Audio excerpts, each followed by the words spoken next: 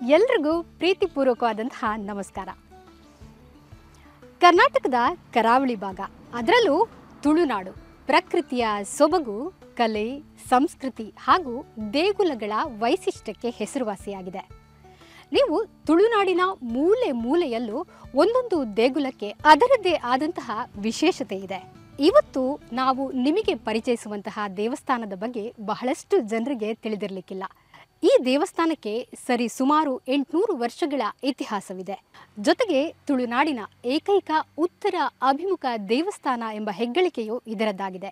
ಇಲ್ಲಿ ಗಂಟೆಗಳ ಶಬ್ದದಂತೆಯೇ ಮೋಂಟೆಗಳ ಶಬ್ದಗಳ ನಿನಾದ ನಿಮಗೆ ಕೇಳಿಸುತ್ತೆ. ಪಶ್ಚಿಮ ಘಟ್ಟದ ತಪ್ಪಲಿನಲ್ಲಿ ನೆಲೆಸಿರುವಂತಹ ವನದುರ್ಗೆ ಮೋಂಟೆತಡ್ಕ ಶ್ರೀ ದುರ್ಗಾಪರಮೇಶ್ವರಿ ದೇವಿಯ ದರ್ಶನವನ್ನ ನಾವೊಮ್ಮೆ ಪಡ್ಕೊಂಡ್ಬರೋಣ ಬನ್ನಿ. ಪಶ್ಚಿಮ ಘಟ್ಟದ ಹಚ್ಚ ಹಸುರಿನಿಂದ ಮೈದುಂಬಿಕೊಂಡಿರುವ ಪ್ರಶಾಂತವಾದ ವಾತಾವರಣ, ಸುತ್ತಲೂ ದಟ್ಟ ಕಾನನ. ಆ ಕಾಡಿನ ಮಧ್ಯೆ ರಸ್ತೆಯಲ್ಲಿ ಸಾಗುತ್ತಿರಬೇಕಾದ್ರೆ ಅಲ್ಲಲ್ಲಿ ತೊರೆ ನೀರಿನ ಹರಿಯುವ ಸದ್ದು, ಅಲ್ಲೊಂದು ಇಲ್ಲೊಂದು ಹಚ್ಚ ಹಸಿರಿನ ನಳನಳಿಸುವ ತೋಟ. ವಾವ್! ಎದುರಿಗೆ ಮತ್ತೆ ಕೈ ಬೀಸಿ ಕರೆಯುತ್ತಿರುವ ಪಶ್ಚಿಮ ಘಟ್ಟದ ವಿಹಂಗಮ ನೋಟ. ಪ್ರಕೃತಿ ಮಡಿಲಿನ ಪ್ರಶಾಂತತೆಯ ಈ ನಿಶಬ್ದ ವಾತಾವರಣದಲ್ಲಿ ಸಾಗುತ್ತಿರಬೇಕಾದ್ರೆ ಮನಸ್ಸಿಗೊಂದು ಅದ್ಭುತ ರಮ್ಯ ಮನೋಹರ ದೃಶ್ಯಗಳ ನೋಟ.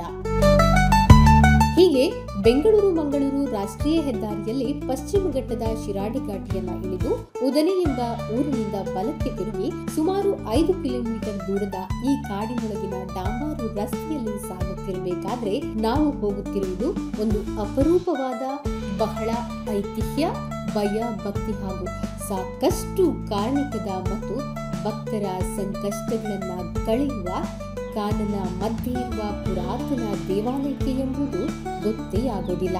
ಏಕೆಂದ್ರೆ ಆಧುನಿಕತೆಯ ಸ್ಪರ್ಶವಿಲ್ಲದೆ, ಆಡಂಬರವಿಲ್ಲದ ತನ್ನ ಸಹಜತೆಯನ್ನ ಉಳಿಸಿಕೊಂಡಿರುವ ದೇವಾಲಯವಿದು. ಹಾಗಾದ್ರೆ ಚರಿತ್ರೆಯ ಗತ ವೈಭವವನ್ನ ಸಾರುತ್ತಾ ಹೊರ ಜಗತ್ತಿಗೆ ಬಹಳ ದೂರವೇ ಎಂಬಂತಿದ್ರು ನಂಬಿ ಬಂದ ಭಕ್ತರ ಕ್ಲೇಶಗಳನ್ನ ಕ್ಷಣದಲ್ಲಿ ದೂರ ಮಾಡುವ ಕಾಡಿನ ಮಧ್ಯೆ ಇರುವ ಆ ಅಭಯ ದೇವಿ ಯಾರು ಎನ್ನುವ ಕುತೂಹಲವೇ? ಹೌದು, ಮೋಂಟೆತಡ್ಕ ಶ್ರೀ ದುರ್ಗಾಪರಮೇಶ್ವರಿ ತಾಯಿ.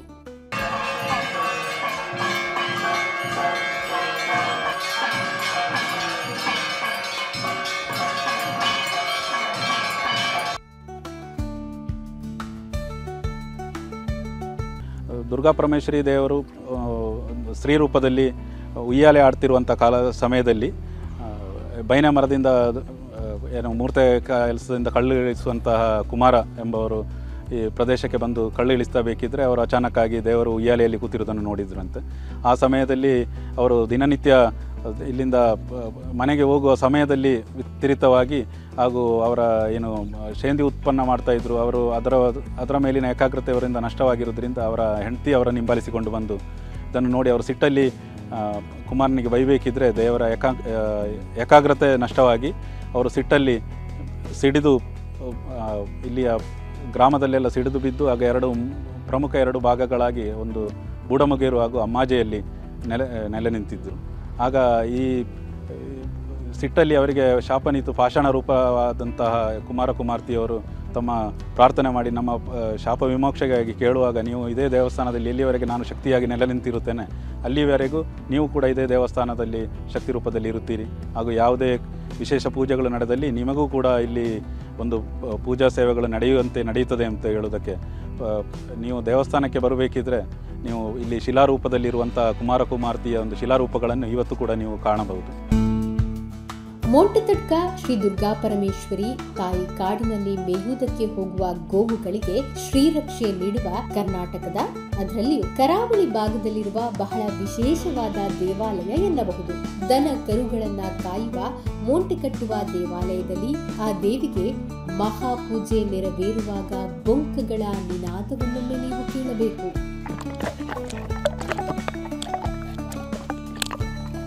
ಶ್ರೀ ಅಮ್ಮನವರ ಎದುರಿಗೆ ಭಕ್ತಿ ಭಾವದಿಂದ ಕೈ ಮುಗಿದು ನಿಂತರೆ ಕ್ಷಣದಲ್ಲಿ ಚಿಂತೆಗಳು ದೂರಾಗಿ ನೆಮ್ಮದಿಯ ದಿವ್ಯ ಅನುಭವವಾಗುತ್ತದೆ.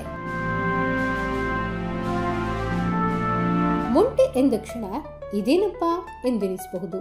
ತುಳುನಾಡಿನವರಿಗೆ ಮೊಂಟೆ ಅಥವಾ ಬೊಂಕದ ಸದ್ದು ಚಿರಪರಿಚಿತ. ಮೊಂಟೆ ಅಂದ್ರೆ ಬಿದಿರಿನಿಂದ ತಯಾರಿಸಿದ ದನ ಕರುಗಳ ಕತ್ತಿಗೆ ಕಟ್ಟುವ ಒಂದು ರೀತಿಯ ಸಂಗೀತ ಸಾಧನ. ಸಾಮಾನ್ಯವಾಗಿ ಹಳ್ಳಿಗಳಲ್ಲಿ ಕಾಡು ಅಥವಾ ಬೆಟ್ಟ ಗುಡ್ಡಗಳಿಗೆ ಮೇಯುವುದಕ್ಕೆ ಹೋಗುವ ದನ ಕರುಗಳಿಗೆ ಈ ಬೊಂಕವನ್ನ ಕಟ್ಟುತ್ತಾರೆ. ತಪ್ಪಿಸಿಕೊಂಡು ಹೋದರೆ ಮೊಂಟೆಯ ಸದ್ದಿಗೆ ಅವುಗಳನ್ನ ಹುಡುಕಿ ಮನೆಗೆ ಕರೆತರಬಹುದು ಎನ್ನುವ ಉದ್ದೇಶ. ಇಲ್ಲಿನ ದೇವಿಗೂ ಈ ಮೊಂಟೆಯೇ ಪ್ರಧಾನ ಹರಕೆ. ಹೀಗಾಗಿ ಮೊಂಟೆ ಕಟ್ಟುವ ದೇವಾಲಯವೇ ಮೊಂಟೆ ತಡ್ಕ ಶ್ರೀ ದುರ್ಗಾ ಪರಮೇಶ್ವರಿ ಕ್ಷೇತ್ರ. ಪಂಗದ ಪುರ್ತುರು ಅಂತ ಒಂಜಿ ದೇವಿರ ಬಂಡ ಒಂಜಿ ಉದ್ಭಗಾಪನ ಪುರ್ತುರು ಪಂಡ ಮುಲ್ಪ ಕುಮಾರ ಕುಮಾರ್ತಿ ಒಂಜಿ ಮೂರ್ತಿ ಬರ್ಬತ್ತೊಂದು ತಿರುಗಿಡಿಗೆ ಮೂರ್ತಿ ಆಮೇಲೆ ತಂದು ಇಪ್ಪನಾಗ ಅಂಚ ದೇವಿರು ಅಲ್ಪ ನೆಲ ಆತು ಇಂತೊಂದು ಅಲ್ಲಿ ಇತ್ತಿರು ಇಪ್ಪನಾಗ ಈ ಜನ 3 ಬಣ್ಣ ಜನ ಅಂಚ 6ನ ಬಿಡೈತಿ ದಾಣೆ ಬತ್ತ ಜೇರು ಅಂತ ಬಣ್ಣ ಸುಮಾರು ಸತ್ತಿನ ಬೇರೆ ಬಣ್ಣ ಲೇಟ್ ಆಗ್ಬಿಟ್ಟು ದಾಣೆ ಅಂತ ಬಣ್ಣಾಗ ದೇವಿರಣ ಬಾರ ತಗೊಂಡು ತಿರುಗಿ ಅಂಚ ದೇವಿರಣ ತಗೊಂಡು ಇಪ್ಪನಾಗ ಒಂದು ದಿನ ಬಣ್ಣ ಬೇರೆ ದೇವಿರಣ ತಗೊಂಡು ತಿರುಗಿ ಅಂಚ ದೇವಿರಣ ತೂತಾನಾಗ ದಾಣೆ ತೂಪಣ ಇರಂತ ಬಣ್ಣ ಈ ಕೊಂಚ ನಿರ್ರಿ ನಿರ್ನೇಟೆ ಅಂಚ ದೇವರೇ ಕೋಪ ಬರ್ತದೆ ಆಗ್ಲೇನು ಕುಮಾರ ಸ್ಫೋಟ ಆಗದೇನು ಮಲ್ತದೆ ದೇವರ ಅಂಚೆ ತಿರುಗಿದೆ ಮುಂಚೆ ಅಂಚ ಮೂಳು ಮಾಯಗಾಗ್ಲೇನು ಮಲ್ತಿರಿ ಅಂಚ ಕುಮಾರ ಕುಮಾರ್ತೀನಿ ಅಂತ ಬಂದರೆ ಆಗಲೇ ಒಂದು ಪುದಾದೀತಿ ಎಲ್ಲ ಮಲ್ತಿರಾಡ್ಬ. ಏಕಾಗ್ರತೆಗೆ ಭಂಗವಾಗಿ ಕುಮಾರ ಕುಮಾರ್ತಿ ದಂಪತಿಗೆ ಶಾಪ ನೀಡಿ ಉತ್ತರ ಅಭಿಮುಖವಾಗಿ ತಿರುಗಿದ ದೇವಿ ಕೋಪದಿಂದ ಕಂಪಿಸಿ ಸಿಡಿಯುತ್ತಾಳೆ. ದೇವಿಯ ಶಿಲಾಮಯ ಭಾಗಗಳು ಶಿಬಾಜೆ ಪೂರ್ತಿ ಹರಡಿಕೊಂಡಿದ್ದು ಅವುಗಳಲ್ಲಿ ಬಿದ್ದ ಮತ್ತೆರಡು ಚೂರುಗಳು ಅಮ್ಮಾಜಿ ಹಾಗೂ ಬೂಡುಮುಗೇರು ಎಂಬ ಸ್ಥಳದಲ್ಲಿ ತಾಯಿ ಶಿಲಾಕೃತಿಯ ರೂಪದಲ್ಲಿ ನೆಲೆಸಿದ್ದಾಳೆ. ಇಂದಿಗೂ ಕುಮಾರ ಕುಮಾರ್ತಿ ದಂಪತಿಗಳ ಶಿಲಾ ಸ್ತಂಭಗಳು ದೇಗುಲದ ಆಗ್ನೇಯ ದಿಕ್ಕಿನಲ್ಲಿದ್ದು ಕ್ಷಮೆ ಯಾಚಿಸಿದ ದಂಪತಿಗೆ ದೇವಿ ಅಭಯವನ್ನ ನೀಡುತ್ತಾಳೆ. ಹೀಗಾಗಿಯೇ ತುಳುನಾಡಿನ ಏಕೈಕ ಉತ್ತರ ಅಭಿಮುಖ ದೇವಸ್ಥಾನ ಇದು. ನಾವು ಒಂದು ಹಂತಕ್ಕೆ ಬಂದಿದ್ದೇವೆ ಅಂತ ಹೇಳಿದರೆ ಈ ದೇವರ ಆಶೀರ್ವಾದ ಅಂತ ಹೇಳಲಿಕ್ಕೆ ನಾವು ಇಚ್ಛೆ ಪಡ್ತೇವೆ. ಯಾವುದೇ ಸಮಸ್ಯೆ ಬಂದಾಗಲಾಗಲಿ ಯಾವುದೇ ರೀತಿಯಲ್ಲಿರಲಿ, ಅಂದರೆ ನಾನು ಇದೇ ಊರಲ್ಲಿ ಶಾಲೆ ಓದಿ ನಂತರ ನಾನು ಸೈನ್ಯಕ್ಕೆ ಸೇರಿದ್ದೆ. ಸೈನ್ಯಕ್ಕೆ ಸೇರುವಾಗ ಆಗಲಿ ನಾವು ಇಲ್ಲಿ ಪ್ರತಿಯೊಂದು ಪರೀಕ್ಷೆಗಳನ್ನು ಅಟೆಂಡ್ ಮಾಡುವಾಗ ಇಲ್ಲಿ ಒಂದು ಪ್ರಾರ್ಥನೆ ಮಾಡಿ ಹೋಗ್ತಾ ಇದ್ದೇವೆ. ಅದೇ ರೀತಿ ಸೈನ್ಯದಲ್ಲಿ ಕೂಡ ಒಂದು ಬಾಂಬ್ ಬ್ಲಾಸ್ಟ್ ಇಂಜುರಿಯಾಗಿ ನಾನು ಇನ್ನೇನು ಬದುಕಿ ಉಳಿಯುವುದಿಲ್ಲ ಎಂದು ಅಂಥವನ್ನು ನಮಗೆ ಅವ್ರು ಹೇಳಿರುವಾಗ ಕೂಡ ನಾವು ದೇವರಲ್ಲಿ ಒಂದು ಪ್ರಾರ್ಥನೆ ಮಾಡಿ, ನಮಗೆ ಅಮ್ಮ ಹೇಳ್ತಾಯಿದ್ರು ಹಿಂದೆ ಕಣ್ಣಿನ ದೃಷ್ಟಿ ಬಗ್ಗೆ ಏನಿದ್ರು ನಾಗದೇವರು, ಅದೇ ರೀತಿ ನಮ್ಮ ದುರ್ಗಾ ಪರಮೇಶ್ವರಿ ಅಮ್ಮನವರು ಅಂತೇಳಿ ನಾನು ಒಂದು ಪ್ರಾರ್ಥನೆ ಮಾಡಿದ್ದೆ. ನಾನು ಬದುಕುಳಿಯುತ್ತಿದ್ದರೆ ಅಥವಾ ನನಗೆ ಕಣ್ಣಿನ ದೃಷ್ಟಿ ಇದ್ದರೆ ಮಾತ್ರ ಬದುಕುಳಿಬೇಕು, ಇಲ್ಲ ಅಂತ ಹೇಳಿದರೆ ಬದುಕಬಾರ್ದು ಅಂತೇಳಿ.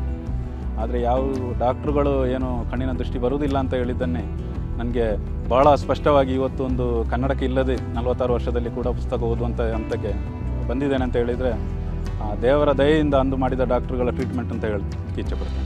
ಬ್ರಿಟಿಷರ ಕಾಲಘಟ್ಟದಲ್ಲಿ ಅಧಿಕಾರಿ ವರ್ಗ ಈ ಪ್ರದೇಶವನ್ನು ಸೇನಾ ನೆಲೆಯಾಗಿಸಲು ಮುಂದಾಗಿ ದೇವಸ್ಥಾನಕ್ಕೆ ಭಕ್ತರು ಅರ್ಚಕರು ಬಾರದಂತೆ ತಡೆಯೊಡ್ಡಲಾಗಿತ್ತು. ಆಗ ಭಯಾನಕ ಗಾತ್ರದ ಕಾಳಿಂಗ ಸರ್ಪ ಪ್ರತ್ಯಕ್ಷವಾಗಿ ಬುಸುಗುಟ್ಟಲಾರಂಭಿಸಿತ್ತಂತೆ.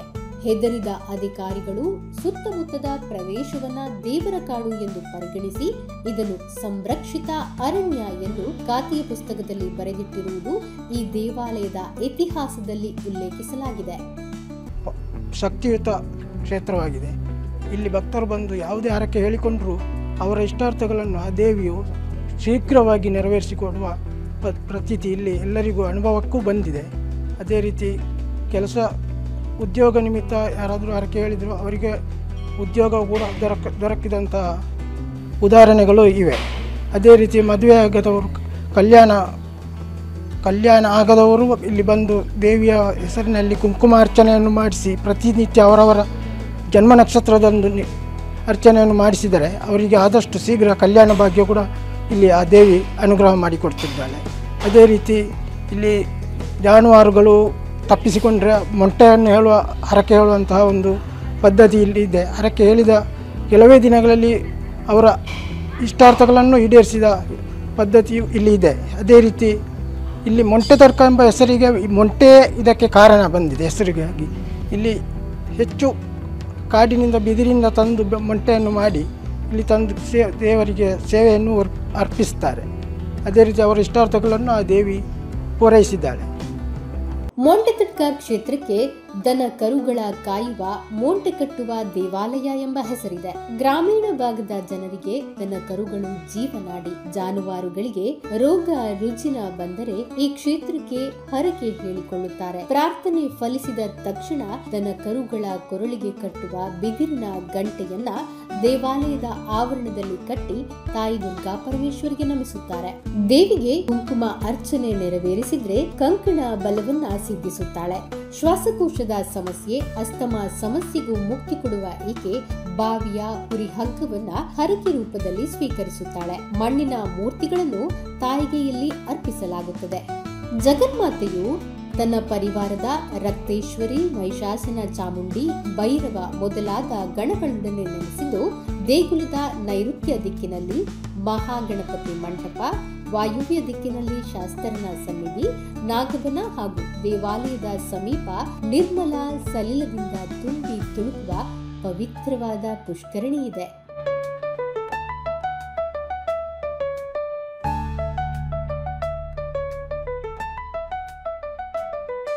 ಕುಗ್ರಾಮದಲ್ಲಿರುವ ಈ ದೇವಸ್ಥಾನದಲ್ಲಿ ಹೆಚ್ಚಿನ ಆದಾಯವಿಲ್ಲದಿದ್ದರೂ ಹಸಿದು ಬಂದ ಭಕ್ತರಿಗೆ ಅನ್ನಪೂರ್ಣೇಶ್ವರಿಯಾಗಿ ದಿನಂಪ್ರತಿ ಅನ್ನದಾನದ ಸೇವೆಯು ನೆರವೇರುತ್ತದೆ. ಬೇಡಿಕೊಂಡಂತೆ ಆ ದೇವಿ ಇಂಬು ನೀಡುತ್ತಾಳೆ ಎಂಬ ಕಾರಣಕ್ಕೆ ಒಮ್ಮೆ ಬಂದವರು ಮತ್ತೆ ಮತ್ತೆ ಈ ದೇಗುಲಕ್ಕೆ ಬಂದು ಪೂಜೆ ಮಾಡಿಸಿ ಹೋಗುತ್ತಾರೆ. ಹೀಗಾಗಿಯೇ ಇಲ್ಲಿಗೆ ಸದಾ ಬರುವ ಭಕ್ತರಿಗೆ ತಾಯಿ ದುರ್ಗಾ ಪರಮೇಶ್ವರಿ ಮೇಲೆ ಅಪಾರವಾದ ನಂಬಿಕೆ, ಭಯ, ಭಕ್ತಿ. ಬಹಳ ಕಾರಣಿಕ ಹಾಗೂ ಮಹಿಮೆಯುಳ್ಳ ಈ ದೇವಸ್ಥಾನಕ್ಕೆ ಧರ್ಮಸ್ಥಳದಿಂದ ಸುಮಾರು 27 ಕಿಲೋಮೀಟರ್, ಕೊಕ್ಕಡದಿಂದ 14 ಕಿಲೋಮೀಟರ್ ದೂರದಲ್ಲಿದೆ. ಹಾಗೆಯೇ ಸೌತಡ್ಕ ದೇವಸ್ಥಾನದಿಂದ 17 ಕಿಲೋಮೀಟರ್, ಶಿಶಿಲ ದೇವಸ್ಥಾನದಿಂದ 15 ಕಿಲೋಮೀಟರ್ ಹಾಗೂ ಮಂಗಳೂರಿನಿಂದ 86 ಕಿಲೋಮೀಟರ್ ದೂರದಲ್ಲಿದೆ. ಸುಮಾರು 40 ವರ್ಷದಿಂದ ಈ ದೇವಸ್ಥಾನದಲ್ಲಿ ಅರ್ಚಕರಾಗಿ ಸೇವೆ ಸಲ್ಲಿಸ್ತಾ ಇದ್ದೇವೆ. ಹಾಗೆ ಈ ದೇವಸ್ಥಾನವು ಸುಮಾರು 800 ವರ್ಷಗಳ ಹಿಂದಿನ ಇತಿಹಾಸ ಹೊಂದಿದ್ದು, ಬ್ರಿಟಿಷರ ಕಾಲದಲ್ಲೇ ಈ ದೇವಸ್ಥಾನವನ್ನು ಗೌರ್ಮೆಂಟಿಗೆ ದಾಖಲೆಗಳನ್ನು ಬರೆದಿಟ್ಟು ಹೋಗಿದ್ದಾರೆ. ಆನಂತರ ಇಲ್ಲಿ ಆ ಟೈಮಿನಲ್ಲಿ ದೇವಸ್ಥಾನವು ಬರೀ ಚಿಕ್ಕ ಗುಡಿಯಾಗಿದ್ದು ಸುತ್ತಮುತ್ತ ಕಾಡು ಪ್ರದೇಶದ ಮಧ್ಯದಲ್ಲಿ ಇದ್ದಂತಹ ದೇವಸ್ಥಾನ. ಆ ದೇವಸ್ಥಾನದ ಇತಿಹಾಸಕ್ಕೆ ಮೊದಲು ಆ ದೇವರು ಈ ಕಾಡಿನಲ್ಲಿ ನಿತ್ಯ ಬಂದು ಉಯ್ಯಾಲೆಯಲ್ಲಿ ತೂಗಾಡ್ತಾ ಇದ್ರು. ಅಲ್ಲಿಯ ಜನರಿಗೆ ಮುಖ್ಯವಾಗಿ ಜಾನುವಾರುಗಳನ್ನು ಸಾಕುವಂಥವರು. ಅದು ಕೂಡ ಅವರೇನಾದರೂ ಜಾನುವಾರುಗಳನ್ನು ಸಾಕುವಾಗ ಆ ಜಾನುವಾರುಗಳು ತಪ್ಪಿಸಿಕೊಂಡು ಹೋದರೆ ಅಥವಾ ಕರು ಹಾಕದೆಲ್ಲ ಇದ್ದರೆ ಅವರು ದೇವರಿಗೆ ಬಿದಿರ ಗಂಟೆಯನ್ನು ಒಪ್ಪಿಸಿಕೊಳ್ತೇವೆ ಅಂತ ಹರಕೆ ಹೇಳ್ಕೊಳ್ತಾರೆ. ಹಾಗೆ ಭಕ್ತಾದಿಗಳು ಸಾಮಾನ್ಯವಾಗಿ ಈ ಆರೋಗ್ಯಕ್ಕೆ ಸಂಬಂಧಪಟ್ಟು, ನರ ಸಂಬಂಧಪಟ್ಟು ಅಥವಾ ಶ್ವಾಸಕೋಶಕ್ಕೆ ಎಲ್ಲ ಸಂಬಂಧಪಟ್ಟು ಏನಾದರೂ ಅನಾರೋಗ್ಯ ಬಂದರೆ ದೇವರಿಗೆ ಇಲ್ಲಿ ಬಂದು ಹರಕೆ ಹೇಳ್ಕೊಳ್ತಾರೆ. ಅಂದರೆ ಅವರಿಗೆ ಗುಣಮುಖ ಆದ ಮೇಲೆ ದೇವರಿಗೆ ಬೆಳ್ಳಿಯ ತಂತಿ ಅಥವಾ ದೇವರಿಗೆ ಬಾವಿಯ ಹಗ್ಗವನ್ನು ತಂದು ಒಪ್ಪಿಸುವ ವಾಡಿಕೆ ಇದೆ. ಧರ್ಮಸ್ಥಳ ಹಾಗೂ ಹುಕ್ಕಿ ಶ್ರೀ ಕ್ಷೇತ್ರಕ್ಕೆ ಬಂದು ಹೋಗುವ ಭಕ್ತರು ದಾರಿ ಮಧ್ಯೆ ಸಿಗುವ ಮೊಂಟೆತಡ್ಕ ಶ್ರೀ ದುರ್ಗಾ ಪರಮೇಶ್ವರಿ ದೇವಸ್ಥಾನಕ್ಕೆ ಭೇಟಿ ನೀಡುವ ಪ್ಲಾನ್ ಅನ್ನ ಮಾಡಿಕೊಳ್ಳಬಹುದು.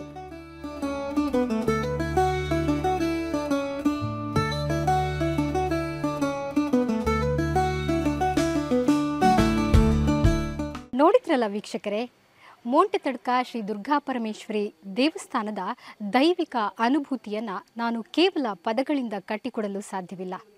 ಈ ಅನುಭೂತಿಯನ್ನು ನೀವು ಪಡಿಬೇಕು ಅಂದರೆ ಬೆಂಗಳೂರು ಮಂಗಳೂರು ರಾಷ್ಟ್ರೀಯ ಹೆದ್ದಾರಿಯಲ್ಲಿರುವಂತಹ ಉದನೆ ಹೇಳುವ ಪ್ರದೇಶದಿಂದ ಕೇವಲ 5 ಕಿಲೋಮೀಟರ್ ದೂರದಲ್ಲಿರುವಂತಹ ಶ್ರೀ ಕ್ಷೇತ್ರ ಮೊಂಟೆತಡ್ಕಕ್ಕೆ ನೀವು ಬಂದು ಇಲ್ಲಿ ದೈವಿಕ ಅನುಭವವನ್ನು ಪಡೆಯಲು ಮರಿಬೇಡಿ.